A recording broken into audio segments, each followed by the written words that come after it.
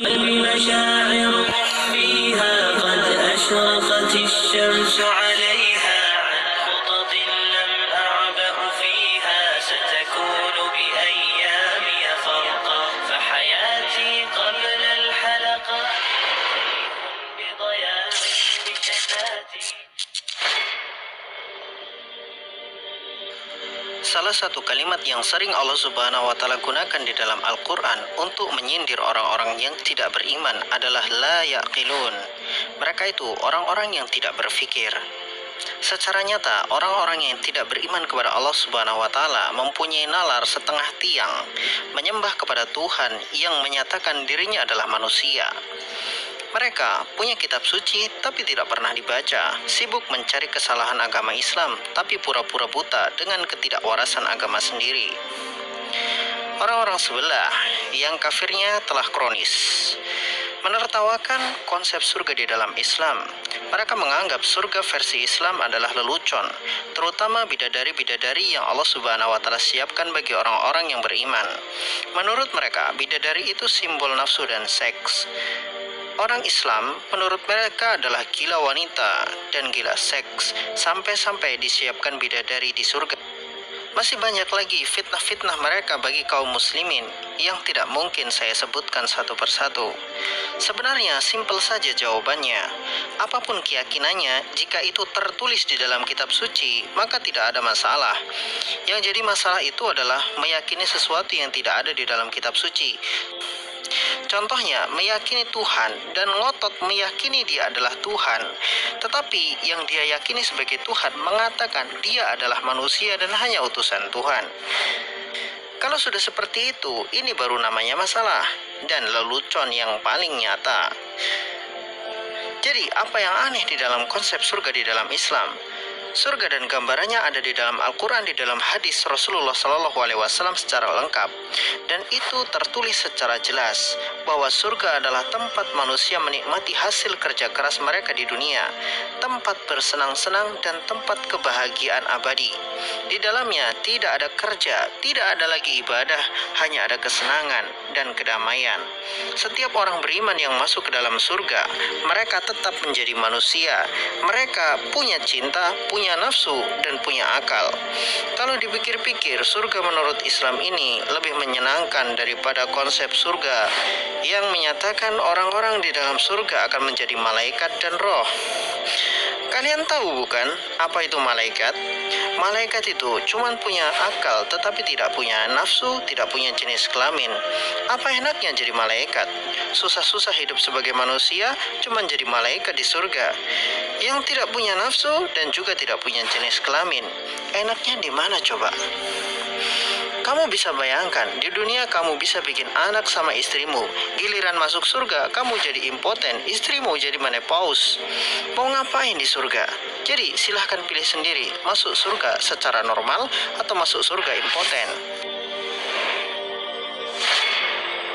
Allah Subhanahu wa Ta'ala telah menjelaskan secara lengkap tentang surga, dan Rasulullah SAW telah memberikan gambaran tentang surga. Terkadang ada orang-orang yang butuh bukti untuk percaya, maka Allah Subhanahu wa Ta'ala telah memberikan bukti terhadap segala sesuatu, termasuk surga. Bukti keberadaan surga itu ada di tangan kaum muslimin, sebuah batu yang Allah Subhanahu wa Ta'ala kirimkan dari surga untuk diletakkan di sudut rumah Allah, yaitu Ka'bah Al-Mukarramah. Ya, itulah batu hitam Hajar Aswad. Salah satu hikmah mengapa umat Islam dianjurkan atau disunahkan mencium batu aswad adalah supaya manusia tahu bahwa surga itu sebuah kenyataan, nyata seperti batu hitam itu nyata. Rasulullah SAW menyatakan bahwa Hajar Aswad atau batu hitam dulunya berasal dari surga. Dulu warnanya putih seperti susu, tapi lama-kelamaan menjadi hitam karena dosa manusia. Klaim Rasulullah SAW ini tidak sembarangan. Hajar Aswad ini tidak sama dengan satupun batuan di bumi. Bahkan para peneliti masih dibuat bingung dengan Hajar Aswad. Bagi orang-orang kafir, mereka tidak percaya Hajar Aswad itu berasal dari surga. Tetapi mereka juga tidak bisa membuktikan Hajar Aswad itu batu biasa atau batu dari bumi. Bahkan bisa dikatakan Hajar Aswad itu tidak akan ada duanya di bumi ini. Sifat dan karakteristik Hajar Aswad menunjukkan bahwa dia bukan berasal dari dunia ini. Terlebih lagi, Hajar Aswad mengeluarkan aroma yang wangi yang juga tidak akan bisa dibuat oleh pabrik manapun.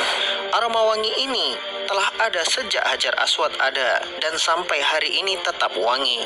Bisa dikatakan wangi Hajar Aswad adalah wangi yang abadi, tidak seperti kapur barus atau pewangi ruangan yang akan habis atau hilang setelah aroma wangi yang dikandungnya terlepas hingga titik terakhir.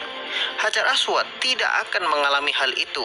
Dari pertama kali dibawa oleh malaikat Jibril hingga hari ini, Hajar Aswad tetap ada dan wanginya tidak pernah hilang. Adapun sebab mengapa saat ini Hajar Aswad tinggal pecahan-pecahan saja, itu disebabkan karena dulu Hajar Aswad pernah dicuri dan kemudian pecah, sehingga pecahan-pecahan itu digabungkan kembali dengan bentuk seperti saat ini. Orang-orang kafir menuduh bentuk Hajar Aswad seperti kemaluan wanita. Orang-orang kafir itu otaknya memang agak mesum. Bahkan umat Islam saja tidak ada yang berpikir seperti itu, dan tidak ada yang menganggap seperti itu. Bentuk frame perak yang dijadikan bingkai Hajar Aswad berfungsi sebagai pelindung supaya Hajar Aswad tidak terlepas dan jatuh karena tertahan oleh frame perak tersebut.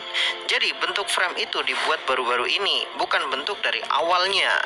Itu adalah bentuk yang baru. Salah satu sifat batu surga adalah abadi, termasuk aroma wanginya adalah abadi. Juga penduduk surga adalah makhluk abadi. Mereka tidak akan menua seberapa lama pun mereka hidup di dalam surga.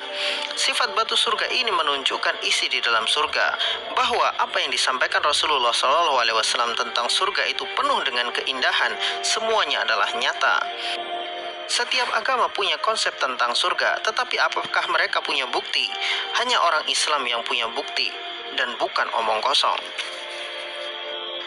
Di dalam sebuah hadis, Rasulullah SAW menyebutkan dari Sa'id Al-Khudri bahwa Ibnu Sayyad pernah bertanya kepada Rasulullah SAW tentang tanah di surga. Beliau kemudian menjawab, tanah di surga itu seperti darmakah yang berwarna putih dan seharum kasturi. Hadis riwayat Muslim. Rasulullah SAW menjelaskan bahwa tanah dan bebatuan surga berbau wangi seperti kasturi. Apakah ada buktinya? Hajar Aswad adalah buktinya. Dia adalah batu dari surga.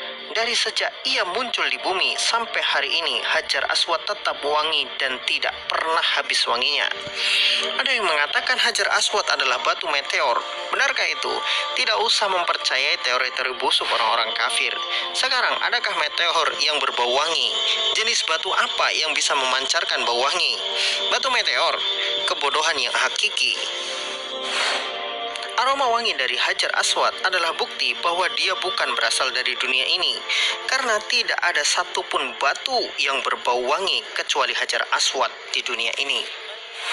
Kalau orang-orang kafir bertanya, benarkah Hajar Aswad itu wangi? Jawab saja, silahkan masuk Islam, nanti kita umroh bareng-bareng.